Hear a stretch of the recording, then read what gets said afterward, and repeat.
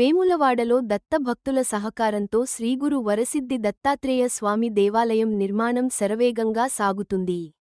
ఇదివరకే శ్రీదత్తుని విగ్రహం ప్రతిష్ఠించే స్థానంలో 9 అడుగుల క్రింద పునాది త్రవ్వకాలలో శ్రీదత్తుడు తాబేలు రూపంలో సజీవంగా ప్రత్యక్షమయ్యారు.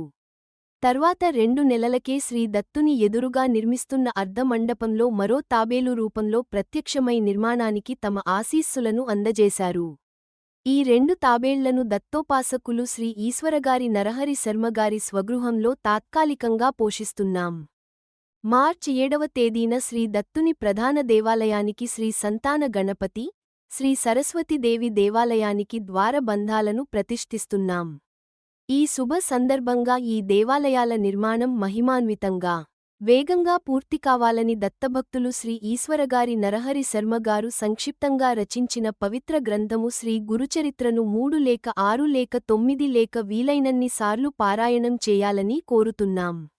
ఈ పవిత్ర ద్వార బంధాల క్రింద పారాయణం చేయువారి కుటుంబ సభ్యుల పేర్లు గోత్రనామాలతో సహా ఒక చిన్న రాగి రేకుపై లిఖించి మార్చ్ 1 వరకు పంపిస్తే దానిని ద్వారబంధాల కింద నిక్షిప్తం చేయగలం.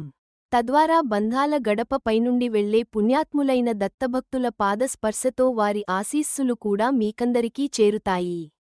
కొన్నితరాల పాటు ఇవి మీకందుతాయి. గంటన్నరలోగా గురుచరిత్ర పారాయణం చేయవచ్చు. ఈ పుస్తకం మీ వద్ద లేకుంటే స్పీడ్ పోస్టులో దత్తప్రసాదంగా పంపిస్తాం.